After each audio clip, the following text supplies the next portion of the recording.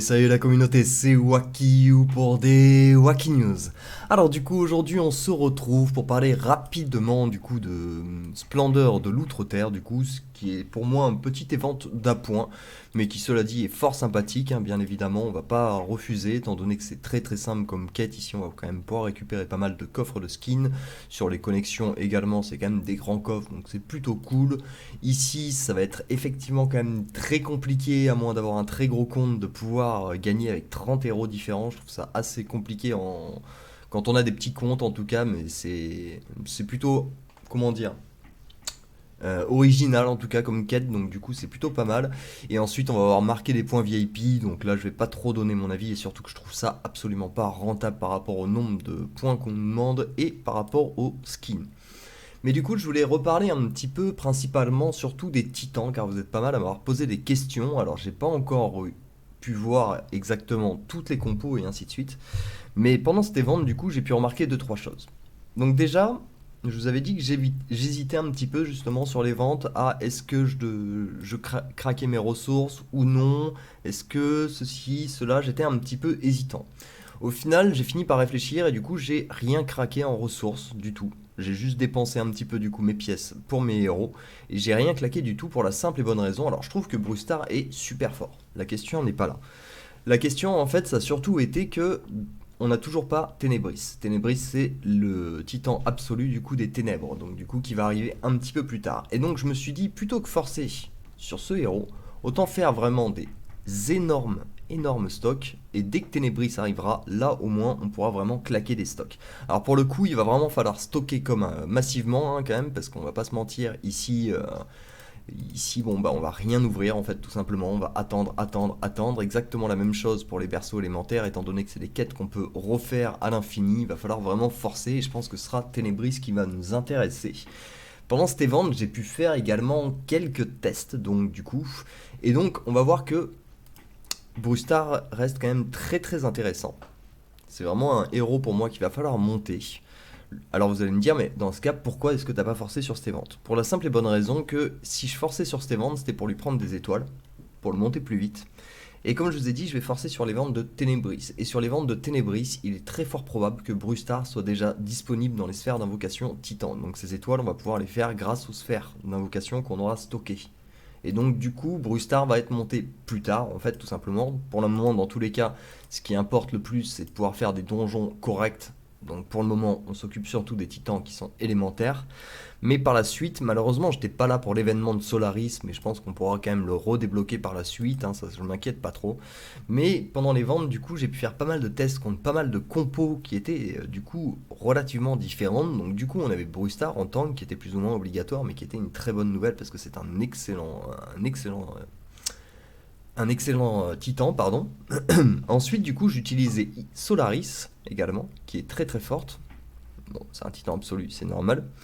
Et à côté de ça, j'utilisais Kéros et Hilary et Amon. Alors Amon, je suis pas du tout fan comme titan.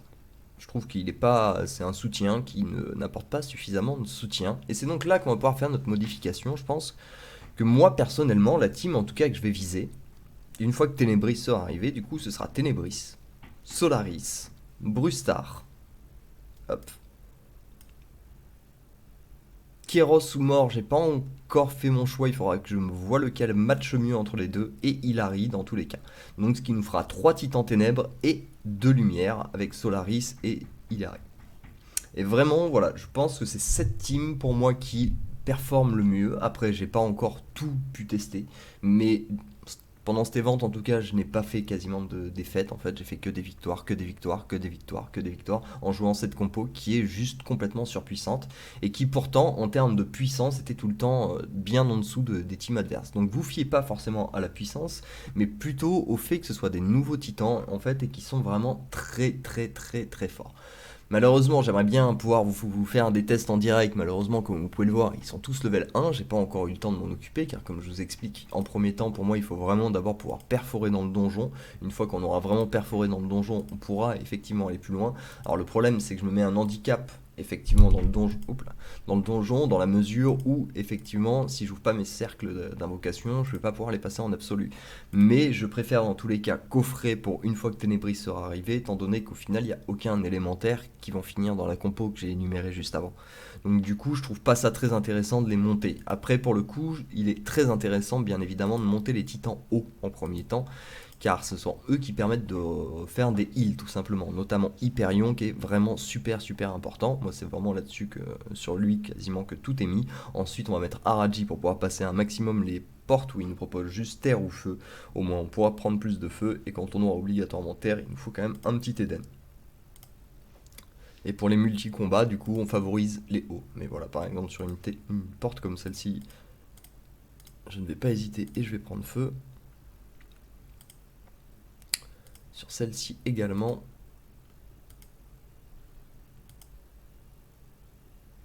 Là, on a une porte haut, donc c'est plutôt tranquille. Ici, on a une porte justement qui va nous permettre très certainement de re-heal justement. On voit que Haraji du coup est quasiment full life. Sigurd, ça va être compliqué de le re-heal, mais ouais, Sigurd a pris très cher malheureusement. Un peu trop à notre goût, mais bon, c'est pas grave, il faudra faire avec. Waouh. Il faut savoir que j'ai fait des sacrés donjons les 2 derniers jours, donc du coup là effectivement je dois me prendre un petit retour de médaille.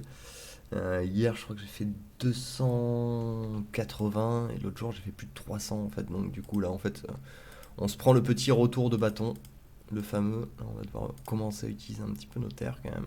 Et puis là malheureusement Araji ne passera pas. Donc on arrêtera notre donjon juste ici, mais bon, donc du coup pour le moment c'est pour ça que je continue un petit peu à former mes élémentaires pour la simple et bonne raison du coup pour le donjon ils sont quand même très importants et que pour le moment j'estime que je suis encore en début de partie, même si je suis déjà level max. Pour le moment, en tout cas, il y a beaucoup de boulot, donc il va falloir beaucoup stocker, en tout cas ici. Ça va être un peu compliqué parce que malheureusement, il y a des ressources très intéressantes dans l'hôtel des éléments, mais ça va être vraiment capital et au moins, ça va nous permettre, en fait, quand Ténébris va sortir, de pouvoir tout mettre et de pouvoir vraiment faire une explosion, mais littérale. Donc, du coup, ça va être très important, en fait, tout simplement d'être patient, de garder les stocks et de rester quand même dynamique pour pouvoir récupérer un petit peu nos ressources journalières tous les jours. Ici, l'or est super important. Petit à petit, j'ai de moins en moins de talent à faire. Donc, du coup, je favorise effectivement les artefacts des titans. Pour le coup, je trouve que vraiment celui-ci est super intéressant. C'est vraiment celui qui vous permet de faire le plus de regains de santé, tout simplement avec Hyperion. Donc, du coup, il est vraiment à favoriser avant tous les autres. Là, pour le coup, je trouve qu'il a assez d'avance. Et je pense que ce qui manque maintenant, principalement en tout cas à mes titans, ça va être plutôt être de la défense, parce qu'en attaque c'est bon, certes il est pas très puissant, mais en défense il tombe beaucoup trop vite, et dans le donjon pardon, il va tout le temps affronter des teams terre, et ici on a effectivement du coup une protection contre les teams terre, donc du coup, non, il va tout le temps affronter des teams eau, donc du coup ça ne nous intéresse pas forcément de monter celle-ci. Par contre, le troisième va nous apporter de la santé et de l'attaque physique qui lui, du coup, redevient très intéressant. Autant le premier talent ici est très intéressant pour le regain de santé, autant ici c'est pas super important, vaut mieux... Attendez, mais je dis des bêtises, c'est des terres ou des feux qu'on affronte ou des hauts qu'on affronte quand on joue feu. Non, c'est des terres, donc ouais, les 3 artefacts sont très intéressants, et les 2 premiers notamment en fait. Autant pour moi, désolé, je me suis un petit peu embrouillé les pinceaux. Hop, revenons-en aux artefacts. Hop. Donc du coup, celui-ci va vous permettre de mettre plus de dégâts aux terres, et celui-ci va vous permettre d'augmenter votre défense en fait, tout simplement. Donc du coup, ça va être quand même pas mal d'équilibrer, d'autant plus que comme on peut le voir ici, j'ai pas trop forcé, donc du coup, ça ne coûte pas très cher, donc on va se permettre de lui mettre déjà un pin d'avance. Même si ça aurait été mieux de le faire avant le donjon, bien évidemment. Si on a encore... On va descendre jusqu'à 10 millions de pièces d'or.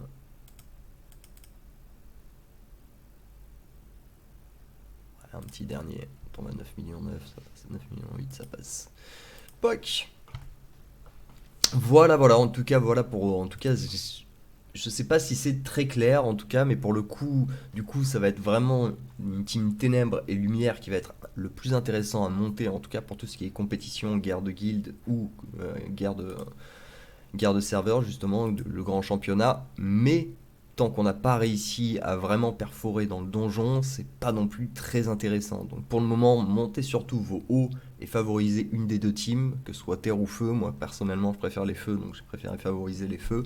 Et une team qui est un peu à l'abandon, que vous allez devoir utiliser 1 à 2 fois par donjon, qui du coup résistera tout juste, et haut pour pouvoir re-heal un petit peu le tout justement, parce que là justement on n'a pas eu de chance, mais des fois il y a plein de fois où, genre, mon Eden fait un combat, mon Raji fait un combat, les deux sont blessés, je fais un combat multi-éléments, boum, les deux sont soignés, et ainsi de suite, et ainsi de suite, et du coup, on peut enchaîner plein de combats grâce à ça.